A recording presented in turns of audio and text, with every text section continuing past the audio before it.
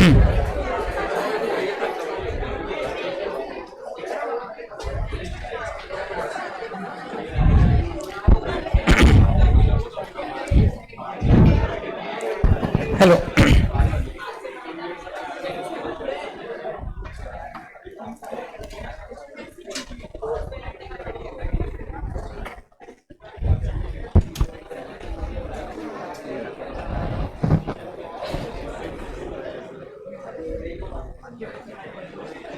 ठीक है, ऑटो से ही देवा में। यस, गुड इवनिंग फ्रेंड्स, कैसे हैं आप लोग? बढ़िया। सो आप लोगों के लिए मैंने एक इमेज जनरेट किया है जो इसमें छुप गई है। So welcome to 12th CBSE. Finally नया फाइनेंशियल ईयर। आज अप्रैल फूल्स डे मना रहे हो या फाइनेंशियल ईयर मना रहे हो? गुड, आप लोग फाइनेंस वाले स्टूडेंट्स हो। So it's a beginning of a new journey. 11th standard तो हो गया अपना हंसते खेलते। 11th स्टैंडर्ड में जैसे भी बेस बनाने की कोशिश किया था हम लोगों ने, बट अब उसका असली जो आगे आउटपुट है वो स्टैंडर्ड 12th में हम लोगों को निकालना है, right? So standard 12th CBSE is going to be our journey and we are going to spend a lot of hours together. बहुत सारी पढ़ाई करना है हम लोगों को। तैयार हो क्या आप लोग? एक्साइटेड हो क्या या टेंशन में हो? अरे सर इतनी सारी पढ़ाई है। सो ये मैं आपको कुछ स्क्रीनशॉट्स दिखा रहा हूं। ये कुछ बच्चों के हैं 2024 के एग्जाम के बाद का है। ये पिछले साल के कुछ स्क्रीनशॉट्स है। पढ़ लीजिए, पूरा एक एक वर्ड पढ़ लीजिए। पेपर बहुत अच्छा हुआ, टाइम से कंप्लीट हो गया, पूरा चेक करने को भी टाइम मिला।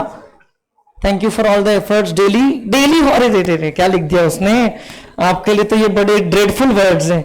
डेली होमवर्क करने का और क्लास टेस्ट देने का बेनिफिट आज रियलाइज हुआ। Smiley smiley smiley. Good evening, sir. Thank you for your guidance, teaching and hard work, sir. Today's paper was amazing. It was easy. It was completed before time. Test series helped a lot in improving the speed. This was 2024 वाले कुछ feedback से। Paper बहुत easy आया था, मतलब जितना expect किया था उससे भी अच्छा गया। आई होप 95 प्लस स्कोर कर पाऊं अकाउंट्स में। All thanks to your teaching and guidance. ये भी 24 का। Yesterday exam was pretty smooth, not as hard as the sample paper was. Sample paper आता है सीबीएसई का तो थोड़ा टफ रहता है comparatively. It was quite shocking to see the level of easiness.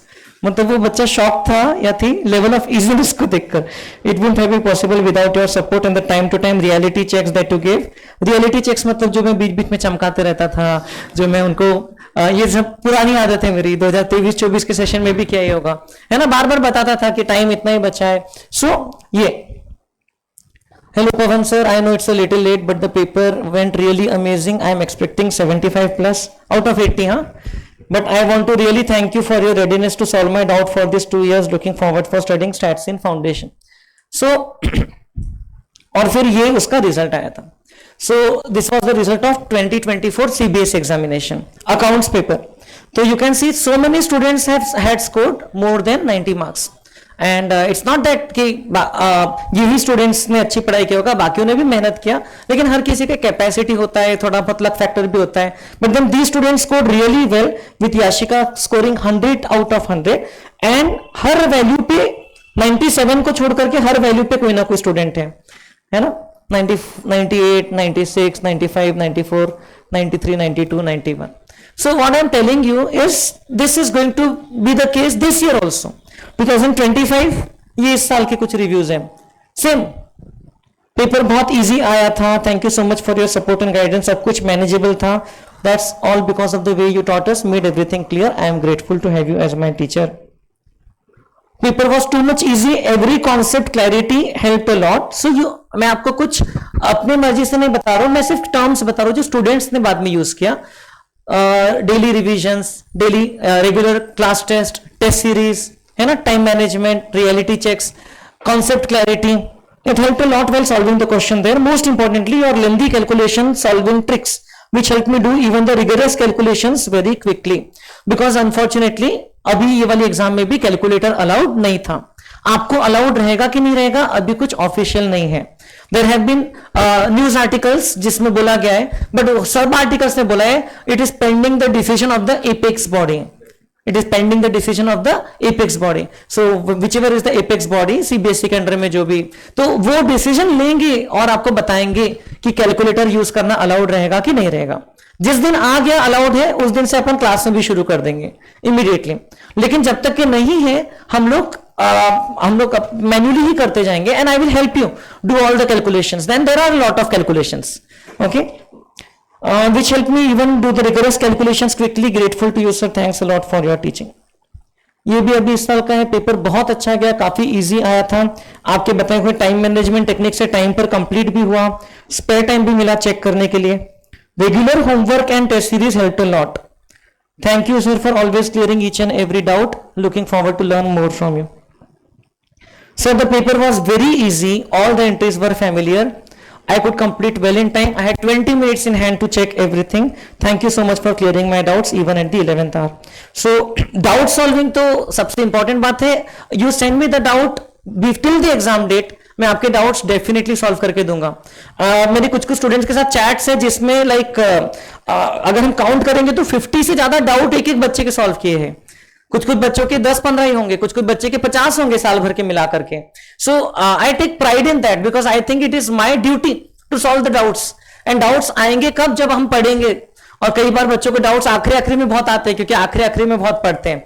So I am still okay. अभी तो मैं लीव पे भी था एग्जाम्स के वक्त में, तो भी मैं डाउट सॉल्विंग करता था. I did not leave any doubt, any query of the student unattended. अभी तक के मेरा जो रिकॉर्ड रहा है that is 100% in that respect, because that is something which is pending from my side. अगर मेरी टीचिंग यहां पर आके कंप्लीट हो जाती है, मैंने आया आपको बता दिया और चला गया, दैट इज नॉट डन. जब तक कि आपको समझा नहीं तब तक कि मेरा काम कंप्लीट नहीं हुआ. And this is something which gives me lot of satisfaction. Paper अच्छा गया था, टाइम से कंप्लीट हो गया. Thank you sir for your support, guidance and encouragement. Regular classes, homeworks and test help a lot. Hoping for a positive result and eagerly waiting to learn more and more. So काफी similar type के आपको ये दिख रहे होंगे बच्चों के messages, लेकिन ये सब लोगों ने इंडिविजुअली अपने अपने मन से लिखा है. कोई मैंने नहीं किसी को बोला कि भाई मुझे मैसेज भेजो पेपर कैसा हुआ, नथिंग. सो पेपर देने के बाद में डेफिनेटली उनको याद आती है कि हाँ भाई जो भी सर ने एफर्ट्स डाले थे उसका हमको यहां पर आउटपुट मिल रहा है. And I am sure the same story will repeat 2026 also. I am sure about that because साल भर में जितना टाइम मैं आपके साथ में स्पेंड करूंगा क्लासेस में, जितनी चीजें हम लोग डिस्कशन करेंगे, समझेंगे, मतलब we will basically leave no stone unturned.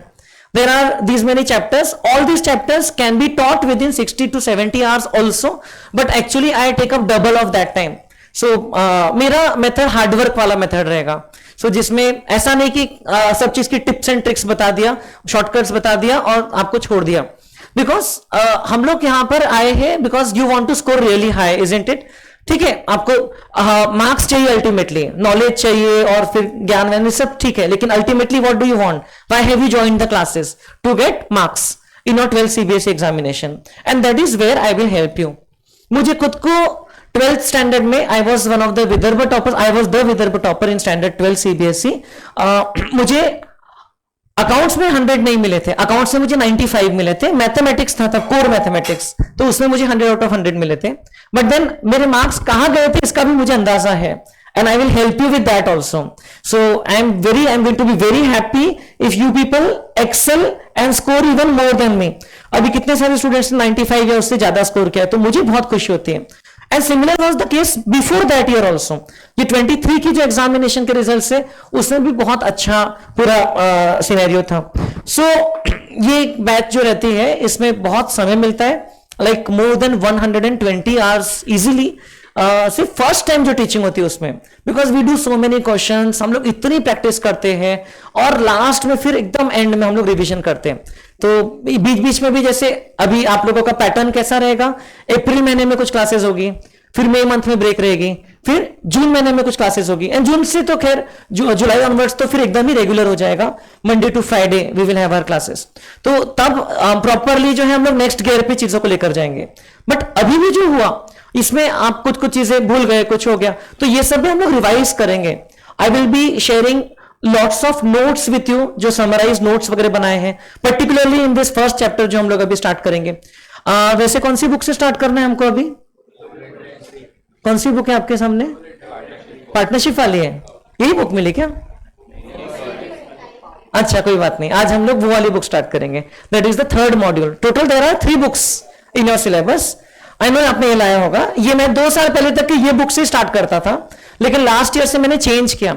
उसका रीजन है क्योंकि इसमें क्या होता है, इसका जो फर्स्ट चैप्टर है वो इतना लंबा चलता है कि आधा अप्रैल में होता है, आधा जून में होता है, और उसमें आपका पूरा जंबलअप हो जाता है।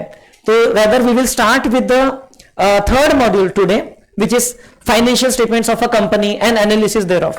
तो उसके हम लोग चैप्टर्स करेंगे। नहीं लाए होगे तो कोई इशू नहीं है, कुछ नहीं जाएगा आपका आज के दिन में, आगे लाना ही है अपने को। तो आगे ये वाली बुक कभी जब मैं बोलूंगा नहीं तब तक के लाना नहीं है। सो ओवरऑल देखा जाए तो आपका जो अकाउंटेंसी का सिलेबस है विच इज मोर और लेस स्टेबिलाइज्ड। तो हम लोग ये जो थर्ड बुक है ना वो अराउंड 20 मार्क्स की रहती है। ये आपका सीबीएसई का द्वारा प्रिस्क्राइब्ड इस साल का अकाउंटेंसी का करिकुलम है। स्टैंडर्ड 11th का भी है इसमें, 12th का भी ये वाली फाइल में। आई will be sharing this file with you, also the link of the website जहां से आप बार बार जाके डाउनलोड कर सकते हो कंफर्मेशन के लिए। नाउ हम लोग सिलेबस के हिसाब से ही चलेंगे। हम लोग, मैं आपको सभी चीजें समझाऊंगा, ऐसे कोई भी चीज नहीं रहेगी कि जो याद करवा दूंगा बस ऐसा होता है तो कर लो। बिकॉज एटलीस्ट उतना तो आपको विश्वास करना पड़ेगा कि if I have completed CA तो at least I can teach standard 12th। I am qualified enough and I have been doing that since many years now and we have been getting these results बताने का तात्पर्य ये था कि आप लोगों को भी कॉन्फिडेंस आए कि हाँ भाई। मैडम रुक जाओ, वाली स्लाइड लगाता हूं, ये स्लाइड लगाते हैं ना अपन, वेलकम टू 12 सीबीएसई, इसके साथ में वीडियो लो, है कि नहीं। सो कमिंग बैक, सो हम लोग क्या करने वाले हैं, हर चीज 11th में जो स्टूडेंट्स मुझसे पढ़े उनको पता ही है कि हम लोग हर चीज समझे बगैर तो आगे नहीं बढ़ते हैं। 11th का सिलेबस हमारा कब जनवरी में खत्म हुआ था, around 20th, right? I could have easily completed it in the last week of December. आपको पता भी नहीं चलता था, लेकिन I did not take any single shortcut 11th के इसमें, क्योंकि उस समय तो मुझे मेरे और भी कमिटमेंट्स थी, मुझे और भी टाइम का बहुत क्रंच था। लेकिन मैंने आपको सबसे पहले कमिटमेंट दे के रखा है कि आई will be teaching you comprehensively.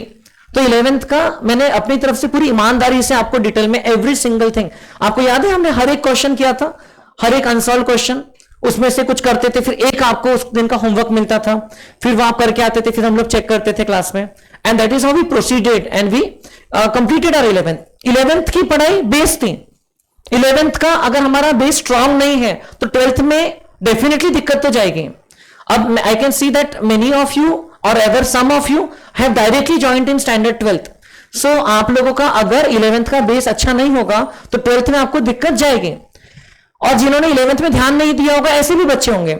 तो अब जो बच्चे सीए फाउंडेशन कर ही रहे हैं साथ साथ में, तो उन लोगों ने तो वापस से मोर और लेस वो सिलेबस रिवाइज कर लिया है या चल रहा है अभी। तो फाउंडेशन में भी तो अभी there are many classes to go, accountancy वाला जो पार्ट है, एंड वो भी डीजी शर्मा सर पढ़ा रहे हैं। लेकिन जो बच्चे साथ में सीए फाउंडेशन नहीं कर रहे हैं या डायरेक्टली 12th में ज्वाइन किए हैं, जिनका 11th का बेस उनको लगता है उतना स्ट्रांग नहीं है, so this is a good time to cope up with it, because right now we are only in the month of April and हमारी जो फुल फ्लेजेड क्लासेस है डेली वाली, जब टाइम नहीं मिलेगा आप लोगों को, मतलब आप थक जाओगे बट हम नहीं थकेंगे, टाइम नहीं मिले, मंडे टू फ्राइडे मतलब हम लोग बिल्कुल मशीन की तरह यहां पर आकर के शुरू हो जाएंगे।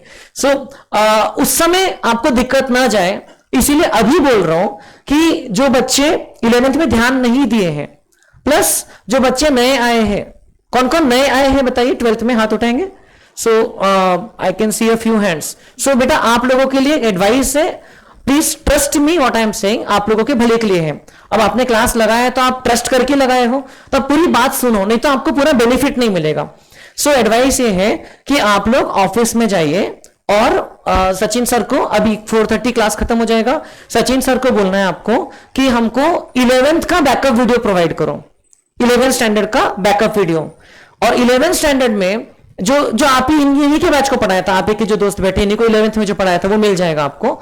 11th स्टैंडर्ड में जो जर्नल एंट्री वाला चैप्टर है वो, उसके अलावा रेक्टिफिकेशन ऑफ एरर वाला चैप्टर और फाइनल अकाउंट वाला चैप्टर, पर्टिकुलरली ये 3 चैप्टर, फाइनल अकाउंट के 2 चैप्टर है देखा जाए तो, एक विदाउट एडजस्टमेंट और एक विद एडजस्टमेंट, तो ये 4 हो गए चैप्टर।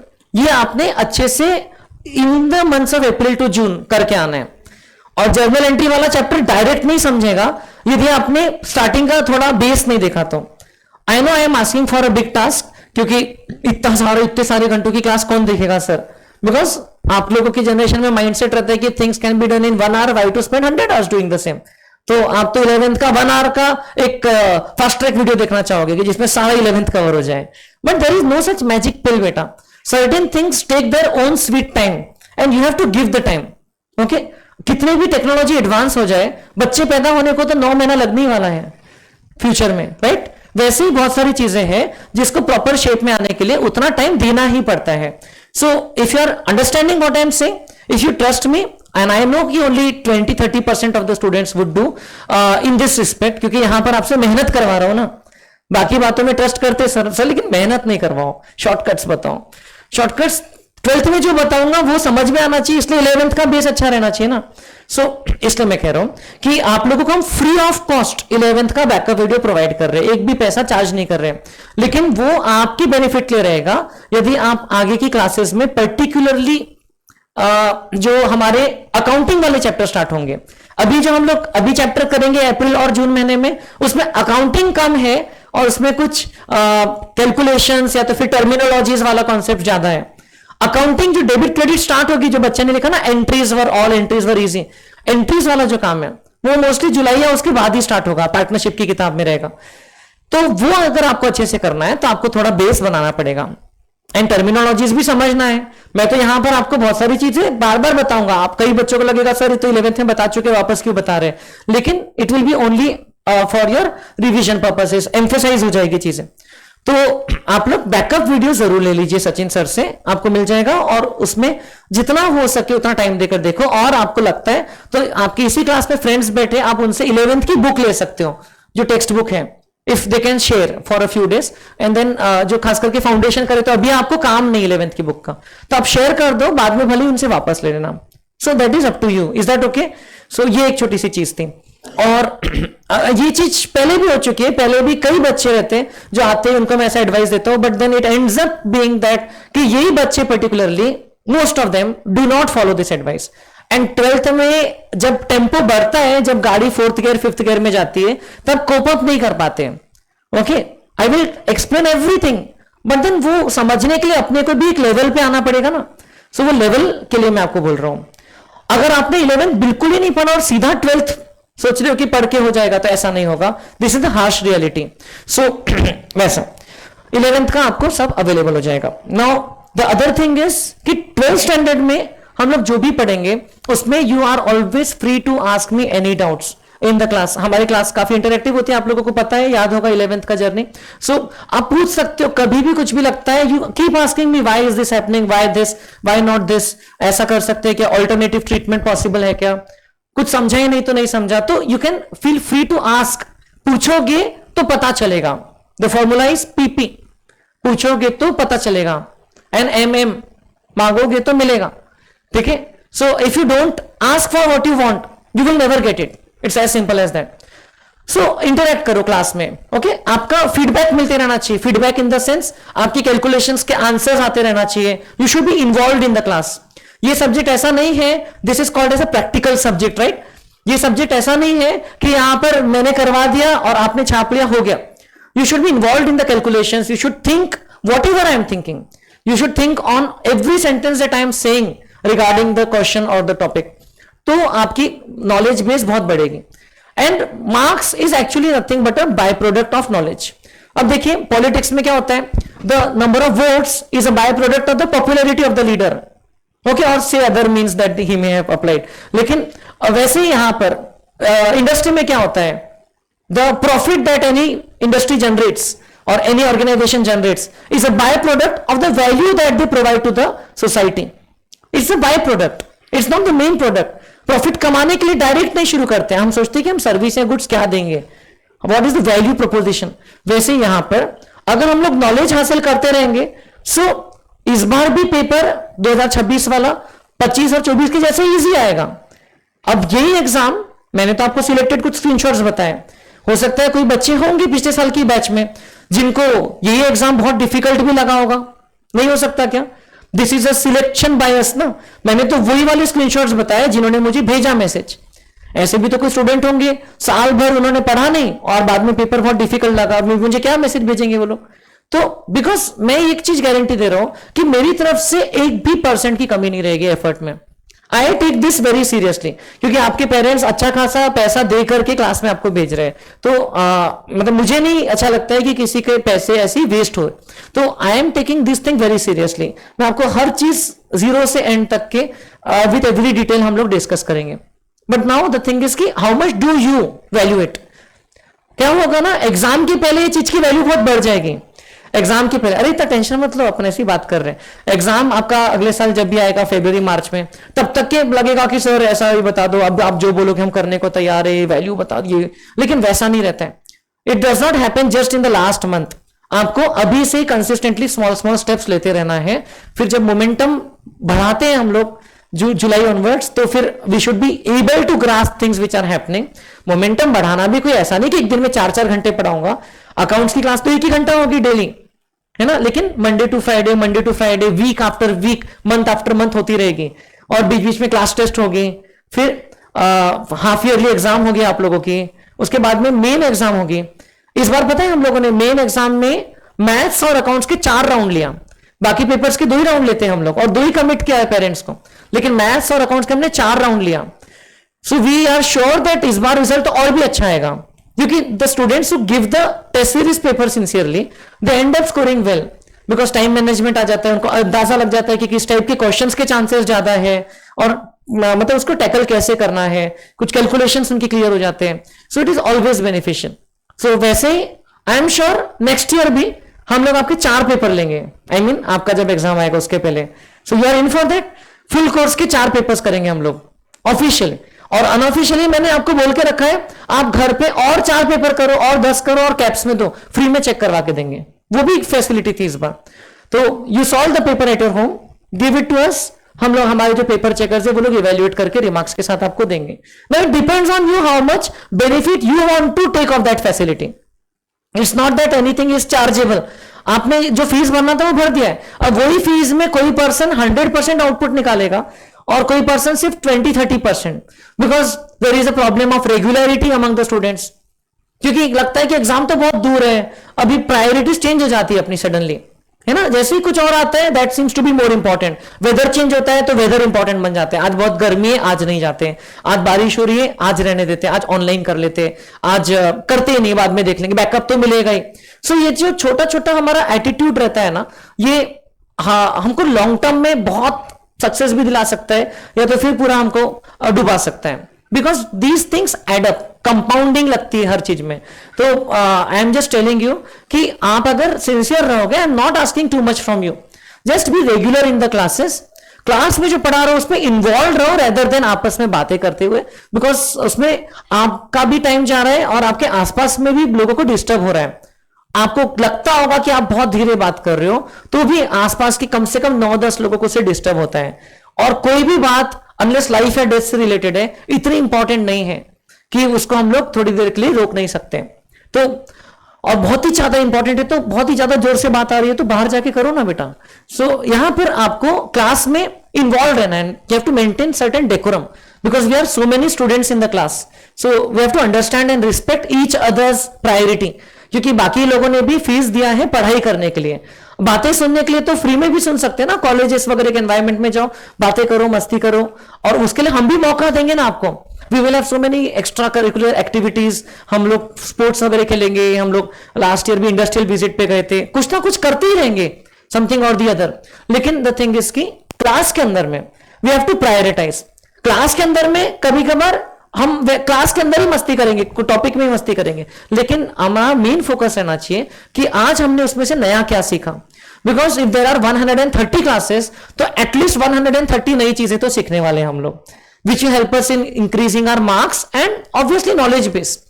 अब आप में से जो लोग सीए कर रहे हैं उनको तो अकाउंट्स का महत्व मुझे बताने की जरूरत नहीं है, लेकिन जो सीए नहीं कर रहे हैं ऐसे भी काफी सारे स्टूडेंट्स हैं। तो आप लोग बिल्कुल चिंता मत करो, क्योंकि मैं आप लोगों को सारी चीजें जीरो से बताऊंगा। आई विल नॉट अज्यूम कि ये तो फाउंडेशन में पढ़ा होगा तो आता होगा।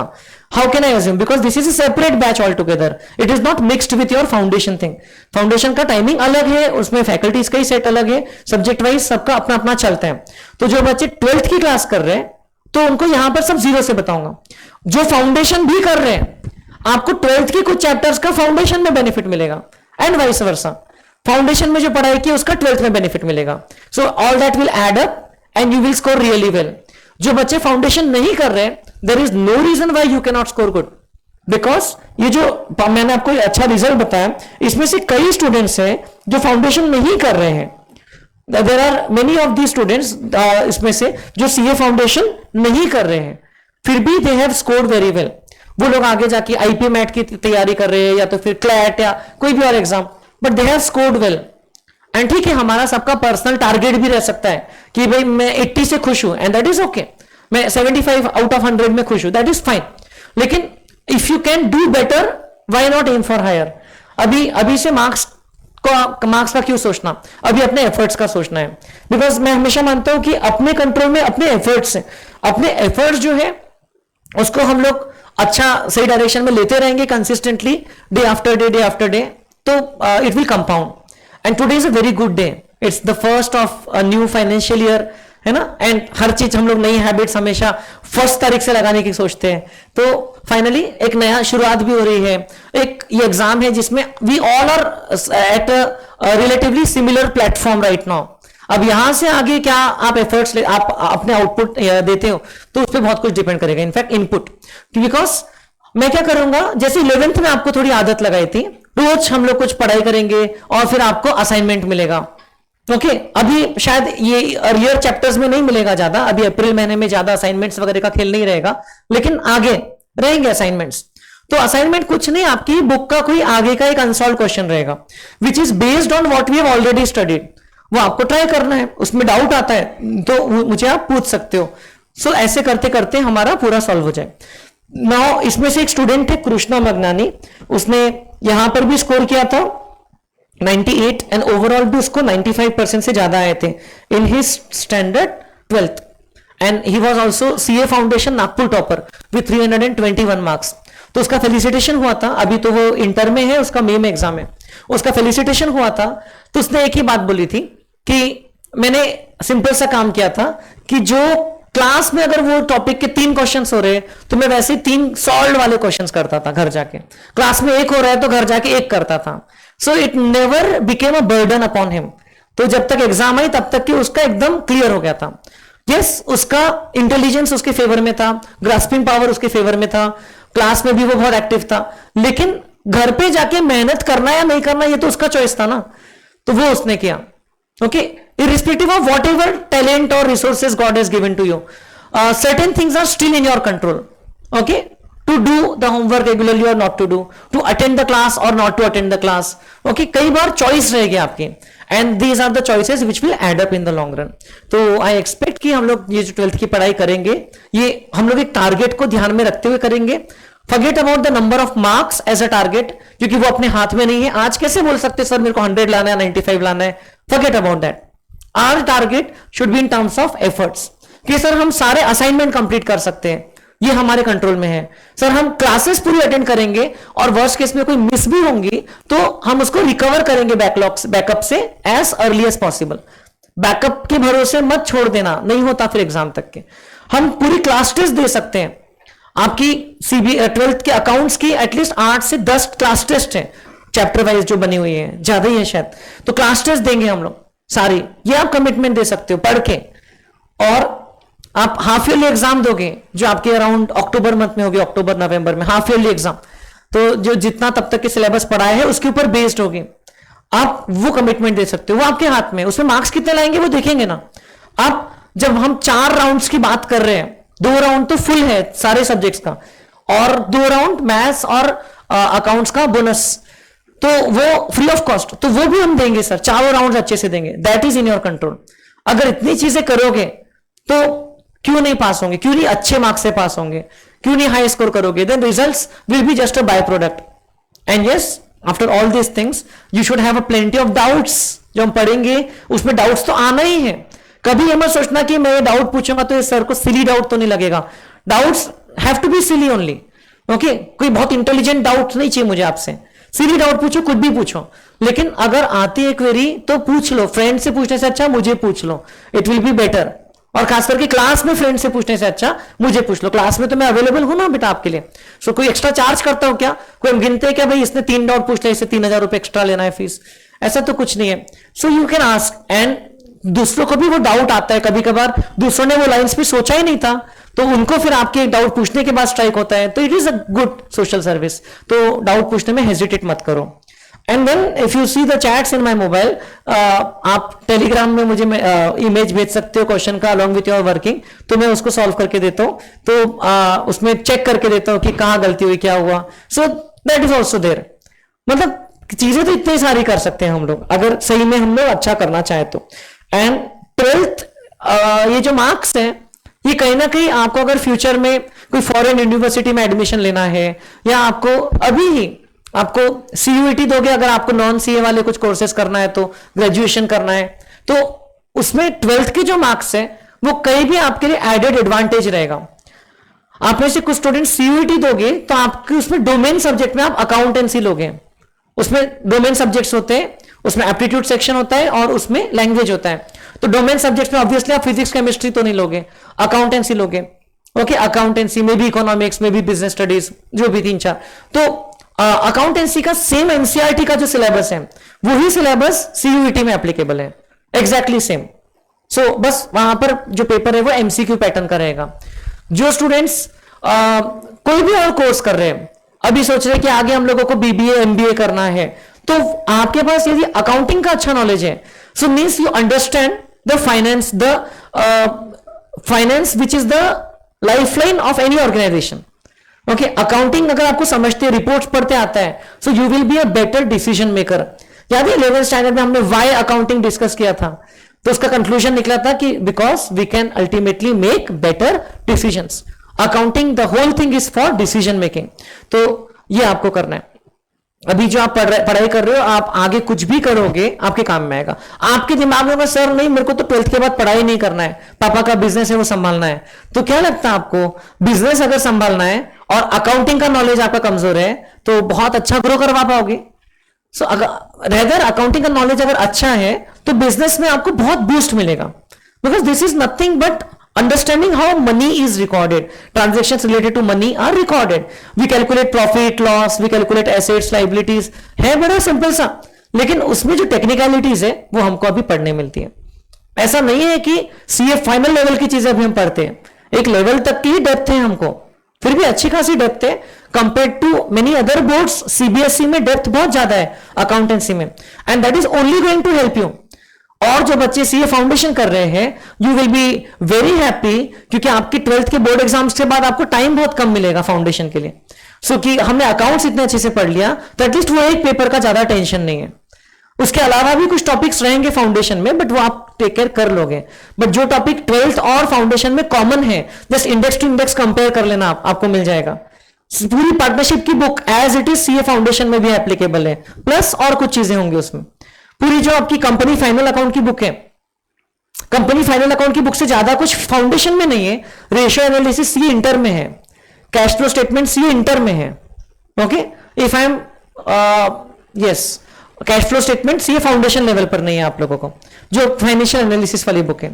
फिर एक और बुक है जो आपको बाद में मिलती है, वो पब्लिश थोड़ा लेट होती है, शेयर डिबेंचर वाली बुक है, accounting for shares and debentures. 3 book है टोटल, 2 नहीं है। वो तीसरी बुक आपको 1-2 महीने के बाद मिलेगी, बट हम लोग उसकी पढ़ाई तो और बाद में करेंगे, अक्टूबर नवंबर में करेंगे। तो वो as it is CA foundation में एप्लीकेबल है, प्लस उसके अलावा और डेप्थ है फाउंडेशन में। लेकिन जो आप अभी पढ़ोगे, कुछ कुछ क्वेश्चंस तो मैंने ये भी देखा है कि 12th के क्वेश्चंस कुछ कुछ ज्यादा डेप्थ में है as compare to CA foundation के क्वेश्चंस, क्योंकि I have also taught CA foundation accountancy in some batches. तो मैंने ये कंपेयर किया है और देखा है कि भाई 12th की जिसकी पढ़ाई अच्छी हो गई, वो इनवेरिएबली सीए फाउंडेशन लेवल का तो अकाउंट्स बहुत अच्छा कर सकता है। और यदि आपको सीए प्रॉपर करना है तो आपका बेस तो बहुत जरूरी है। This is still a base year only for your CA journey. And अगर आपको और कोई फील्ड में जाना है तो वी कैन से दैट ये आपको सफिशिएंट डेप्थ में अकाउंट्स यहां पर पढ़ने मिल जाएगा। इज इट ओके बेटा? सो क्या चैप्टर्स पढ़े थे हम लोग ने 11th स्टैंडर्ड में अकाउंट्स के? कौन से चैप्टर्स पढ़े थे? कुछ रफली नाम ध्यान में है क्या?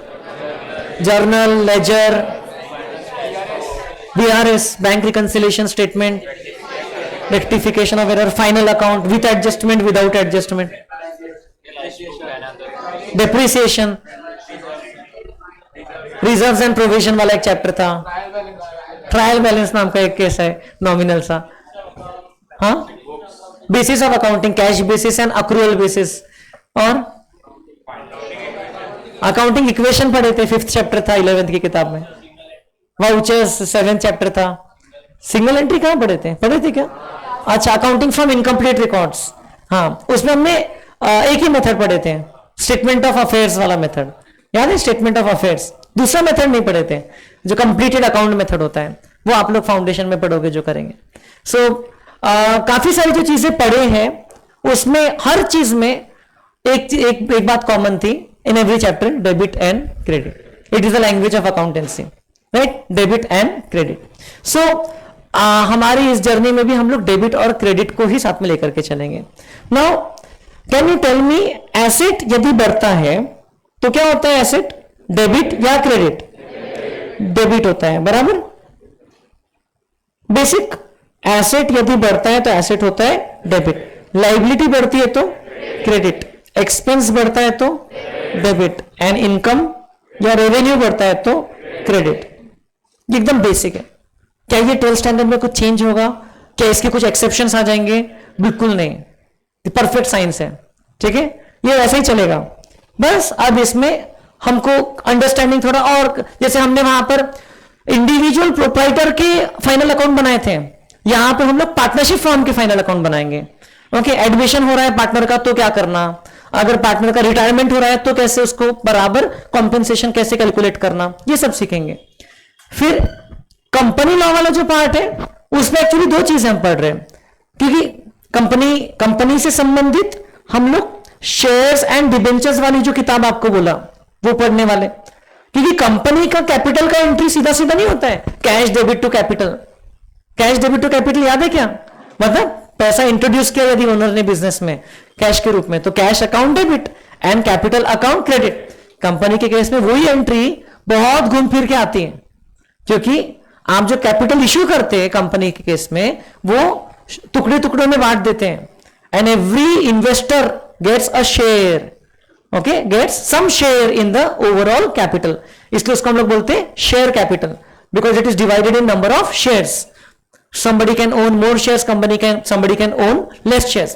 कुछ चीजें मैं आपको प्रैक्टिकल जो स्टॉक मार्केट में कैसे हम लोग एनालिसिस लेकर जाते हैं वो भी बताऊंगा, बिकॉज अभी तो चलो शेयर और डिबेंचर की अकाउंटिंग वाली जो सेकंड मॉड्यूल है तो उसमें तो हम लोग अकाउंटिंग पढ़ेंगे, डेबिट क्रेडिट सिस्टम देखेंगे, लेकिन ये जो थर्ड मॉड्यूल है जो आप में से किसी ने ये ग्रीन कलर वाले ये जो लाया है आपने देखा है, ये जो थर्ड वाली मॉड्यूल है, ये जो किताब है इसमें हम लोग कंपनी फाइनेंशियल स्टेटमेंट के फॉर्मेट पढ़ने वाले हैं।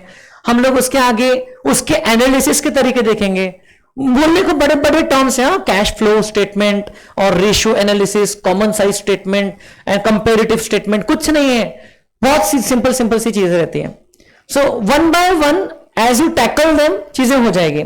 जैसे हम लोग ट्रेकिंग पे जाते हैं तो नीचे जब बेस कैंप पे रहते हैं तो सबको बड़ी एक्साइटमेंट रहती है, अरे क्या होगा, ये वाली कैंप साइट पे तो ऐसा वेदर रहता है, वहां पर तो 90 डिग्री का स्लोप है, ऐसा वैसा, बहुत बातें करते लोग।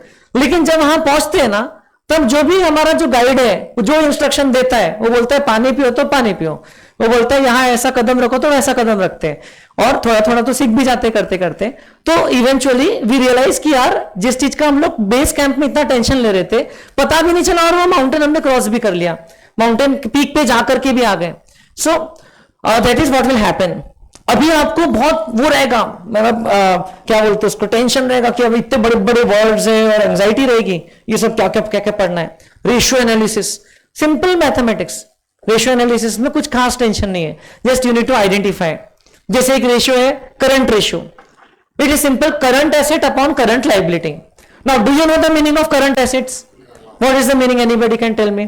Current assets,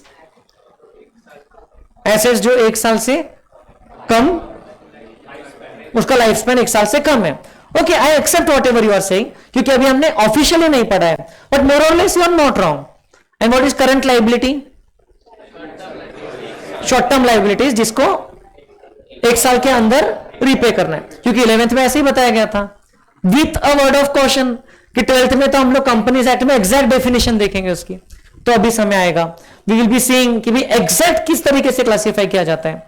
once you understand current asset क्या होता है, करंट लायबिलिटी क्या होता है, क्वेश्चन में आपको ऐसे बैलेंस शीट दी रहेगी, आपको उसमें से करंट एसेट्स का वैल्यू टोटल लगाना है, डिवाइड बाय करंट लायबिलिटीज करना है, ये रेशियो मिल गया, there is 2 marks for you.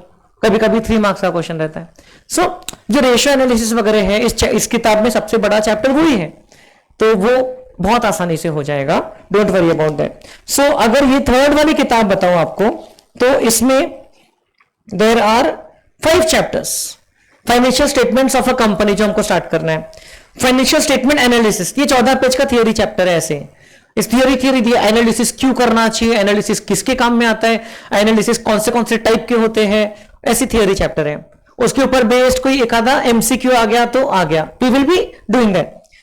फिर थर्ड चैप्टर है tools of statement analysis, comparative and common size. वो इतना इजी लगेगा आपको कि वो तो 10वीं के बच्चे को या 8वीं के बच्चे को भी सिखा दिया तो वो कर सकता है.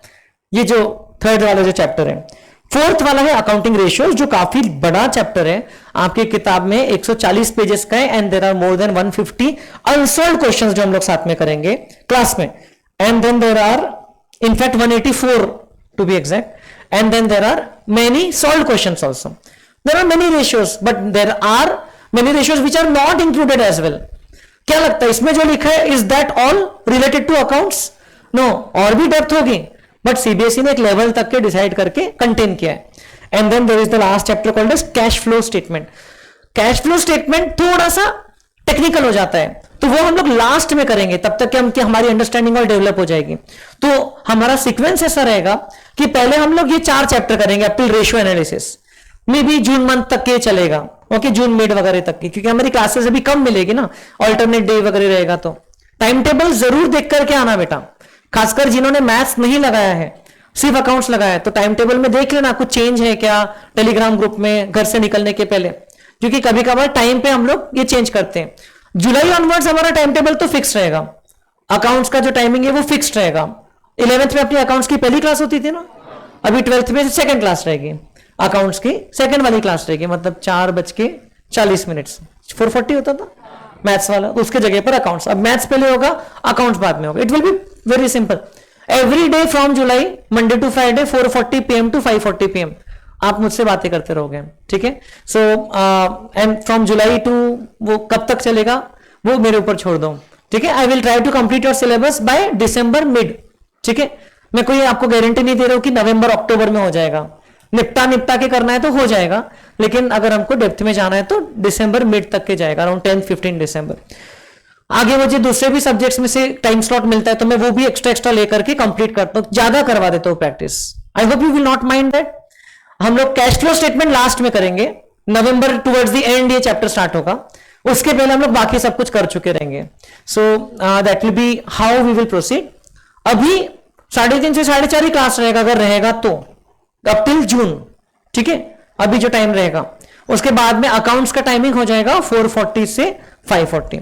जो बच्चों का मैथ्स नहीं है स्पेशली उनको चिंता है, और कभी मान लो कि आप किताब नहीं लाए अकाउंट्स की और क्लास होगी तो टेंशन नहीं लेना, अरे आज किताब नहीं जानते, क्लास अटेंड नहीं करते. उससे क्या करना है, आपको किताब से पढ़ना है कि मुझसे पढ़ना है यहाँ पर, और किताब का जो पार्ट है वो मैं यहाँ पर स्क्रीन पे लाता हूं ना. So you have to just attend the class, okay. Rough notebook में लिख लो, लेकिन बहुत सारी एक्स्ट्रा बातें समझ में आएगी जो शायद आपको उसको अदरवाइज करने को टाइम ज्यादा लगे. सो that is what you have join the class for ना, ताकि कन्वीनियंस हो जाए, ईज हो जाए. सो ऐसा रहेगा. नाउ ये जो फर्स्ट चैप्टर है अपना company financial statements. So if you observe the financial statements of any company. Now first of all, what is a company? Company is a special type of person. Caps Learning Private Limited is a company registered in India. Okay, but मैं जिस CA firm में partner हूं वो partnership firm है वो. That is not a company. I am not a shareholder in that. I am a partner. Okay, मैं जो individual level पर जो इनकम कमाता हूं that is on the basis of a sole proprietor. Okay, I am an individual in that case. So there are different type of persons under the law.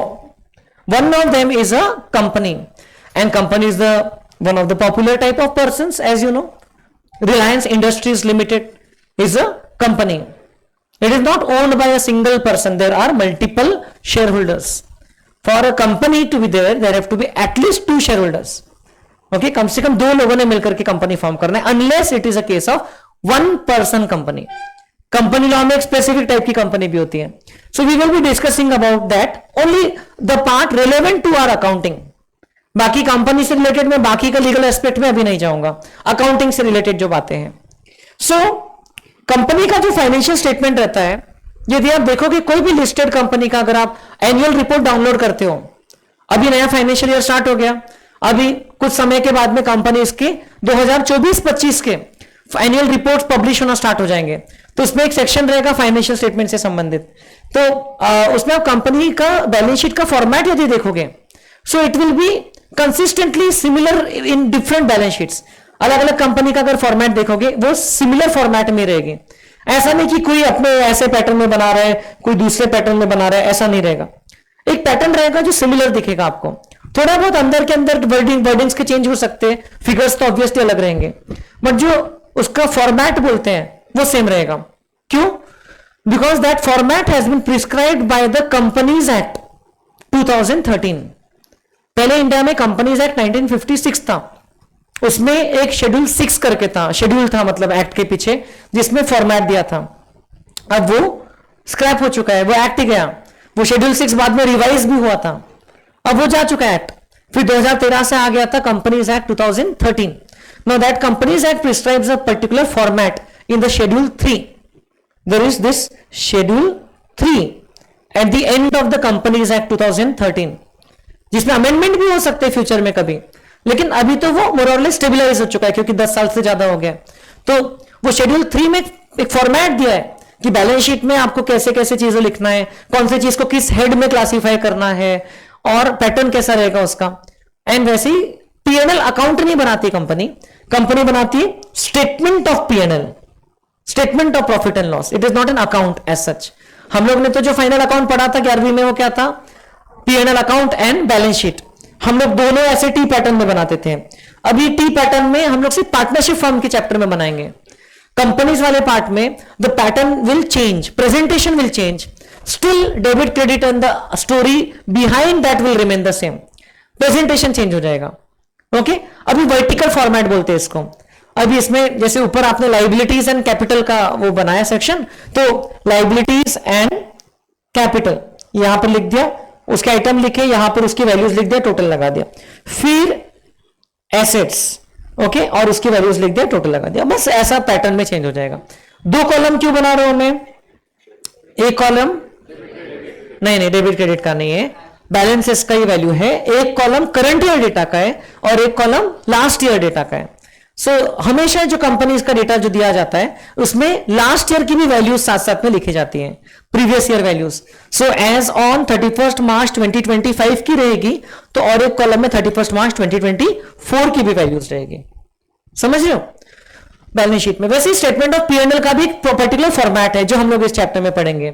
सो ये chapter का मैंने थोड़ा सा analysis कर दिया ताकि आपको दिक्कत ना जाए कि इस चैप्टर में है क्या क्या, क्योंकि नया टाइप का चैप्टर है, ऐसा तो हमने कभी 11th में नहीं पढ़े और फाउंडेशन में भी नहीं पढ़ने वाले हो आप. ये सीए इंटर में काम में आएगा आपको ये सब बाद में जो सीए कर रहे हैं. तो पहले 4 पेजेस में आप जिनके पास किताबें जनरल थियोरी है, फिर बैलेंस शीट का एक फॉर्मेट दिया हुआ है. So I have this book with me, मेरे पास तो ये स्कैन है. सो यू कैन सी, ये पहले 4 पेजेस में जनरल थियोरी है. This is the format of the balance sheet as prescribe by, you can see, part 1 of schedule 3 of the companies act 2013. Part 1 में बैलेंस शीट का format है, part 2 में statement of PNL का format है. ये very easy format. 2 parts है, एक equity and liability वाला पार्ट है, उसके अंदर में 1 2 3 4 4 हेडिंग्स हैं. ये जो हेडिंग्स है इसको बोलते हैं मेजर हेडिंग्स, और उसके जो अंदर है उसको बोलते हैं minor headings. Major heading, minor heading. तो ऐसे सबकी वैल्यूज कैलकुलेट करके लिखना पड़ता है यहां पर. और नीचे एसेट्स की लिस्ट है, एसेट्स का पार्ट है. Assets 1 non current assets, 2 current assets. उसके अंदर में भी आप देख सकते हो, ये तो मेजर हेडिंग हो गई, ये आपकी माइनर हेडिंग्स हो गई. बस. अब लेकिन जैसे मान लो करंट एसेट्स के, मुझे आप कुछ एग्जांपल दो करंट एसेट्स के. कैश और डेटर्स और शॉर्ट टर्म इन्वेस्टमेंट्स, यस, और स्टॉक. तो करंट एसेट्स की यहां पर उन लोगों ने कुछ कैटेगरीज तो बनाई है, बट मान लो उसकी और फर्दर डिटेल्स प्रोवाइड करना है तो वो face of the balance sheet में नहीं प्रोवाइड करते हैं।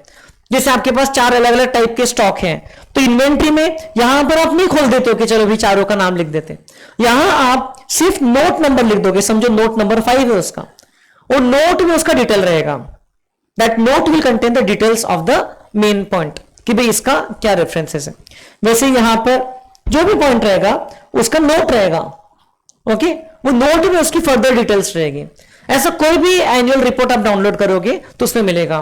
Now can I ask you to do one small thing today, you know where I am leading to, you have to download annual report of any company of your choice, Indian company, क्योंकि foreign company IFRS वगैरह दूसरे standards के हिसाब से बनाती है, तो उसमें नहीं जाना। Indian company, any Indian company, known lesser known, जैसी भी आपको जो अच्छी लगती है, ये मेक श्योर कि it is an Indian company registered in India, उसका एनुअल रिपोर्ट 2023-24 का तो आपको बहुत इजीली मिल जाएगा। डाउनलोड कीजिए PDF फॉर्म में, आपके पास रखो, शेयर नहीं करना है, it is your work and how sincere you are, you can track. अब उसमें हम लोग कंपेयर करेंगे, मैं भी कोई एक कंपनी की बैलेंस शीट लेकर आऊंगा यहां पर सामने, आप लोग मिलकर के बताओगे वो कंपनी की ला लेंगे, कोई प्रॉब्लम नहीं। जस्ट वी विल सी कि ये जो चीजें पढ़ रहे हैं प्रैक्टिकली एप्लीकेबल है, इसमें ऐसा कुछ भी नहीं है जो कि हम लोग ऐसे थियोरेटिकली पढ़ रहे हैं, all these things are practically applied. हाँ, हम जो शेयर्स की अकाउंटिंग पढ़ेंगे ना, वो अकाउंटिंग अभी भी ओल्ड मेथड से पढ़ते हैं। रियल लाइफ में the way the shares are issued has actually changed due to technology, but अभी भी किताबों में CBSE की या इवन CA की या बाकी कोई भी कोर्स की ओल्ड मेथड से पढ़ाया जाता है। आई डोंट नो व्हाई, लेकिन maximum things that we actually read and study are applicable in practical life directly, so therefore it is called as a practical subject. और इसमें न्यूमेरिकल्स वगैरह तो रहेंगे। फर्स्ट चैप्टर थोड़ा फॉर्मेट वाला है, तो इसमें और क्या क्या है, इसमें फॉर्मेट है, फिर उसके एक एक पार्ट के बारे में डिस्कशन है, फिर इलस्ट्रेशन, एसेट्स, लायबिलिटीज, इलस्ट्रेशन, फिर P&L, फिर आखिरी में कुछ थियोरी और फिर क्वेश्चन। सो ये एक चैप्टर है, फर्स्ट चैप्टर। इस तरीके से हर एक चैप्टर के कुछ जो छोटे छोटे पार्ट्स उसमें आप तोड़ दो और एक एक करके टैकल करो, one part eight a time. Question कैसे आएंगे उसमें से एग्जाम में, ये जो किताब है ग्रीन वाली जो आपको अभी किताब बता रहा हूं, उससे 20 मार्क का आएगा। वो वाले किताब का 20 मार्क का वेटेज है आउट ऑफ 80। प्रैक्टिकल के 20 मार्क अलग है, आउट ऑफ 80 20 मार्क है। और जो पहली 2 किताबें हैं, बोल सकते हैं कि जो पार्टनरशिप की किताब है उसमें 36 मार्क्स का वेटेज है रफली, और उसके बाद वाली जो किताब है शेयर डिबेंचर की, उसमें 24 मार्क्स का वेटेज है। तो अभी हम तो देखा जाए तो सबसे कम वेटेज वाली किताब कर रहे हैं, बट इसके जो क्वेश्चन है मोस्टली 1-1 मार्क के या 2-2 मार्क के बहुत इजीली सॉल्व करने लायक रहेंगे। I hope you want to capture and get each and every mark, कोई भी मार्क आप छोड़ना नहीं चाहते हो। I will be sharing this syllabus file also with you, इसको आप डाउनलोड करके रखना, कभी भी कुछ कंफ्यूजन जाता है तो। ये देखिए यहां तक तो 11th का था, ये स्टैंडर्ड 12th का सिलेबस है, आपका 12th का सिलेबस है। इसमें हम लोग ये वाला पार्ट कर रहे हैं, है ना, ये देखो ये 20 मार्क्स जो मैंने आपको बोला, उसमें भी कैश फ्लो स्टेटमेंट, सिर्फ कैश फ्लो स्टेटमेंट ही 8 मार्क का है और बाकी का जो पार्ट है वो 12 मार्क का है। सो जो पहले 4 चैप्टर मिला के बस 12 मार्क के हैं। So now it is up to you, project work वगैरह रहता है। कंप्यूटराइज्ड अकाउंटिंग हम लोग नहीं पढ़ने वाले हैं, क्योंकि हम लोग ये वाला पार्ट भी करेंगे, ये वाला पार्ट भी नहीं करेंगे। Is it okay? देन ये हमारा सिलेबस है, अकाउंटिंग फॉर पार्टनरशिप फर्म वाली किताब का, अकाउंटिंग फॉर कंपनीज वाली किताब का, उसमें क्या है क्या नहीं है, कहीं कहीं कुछ अजम्पशन लेना पड़ता है, उन्होंने एक तरीका दिया वैसे ही करना पड़ता है। भले ही रियल लाइफ में और कुछ अल्टरनेटिव अलाउड होगा, लेकिन CBSE ने बोला ऐसे करना तो ऐसे करना। यहां पर भी कुछ चीजें उन्होंने बोल दिया कि भाई ऐसे ही अज्यूम करना, how it should be considered, तो वैसे ही करना है। समझ रहे हो क्या? एंड देन ये आपका एनालिसिस वाला जो किताब है उसका सिलेबस दिया है। You can compare this syllabus with the book and धीरे धीरे 1 class at a time, 1 step at a time, 1 concept at a time हमारी पूरी जर्नी कंप्लीट हो जाएगी। And I am sure you will score very very well. Are you in with me? करेंगे बढ़िया बेटा? Okay, so see you in the next class. We will start directly from the first part of the chapter. Thank you.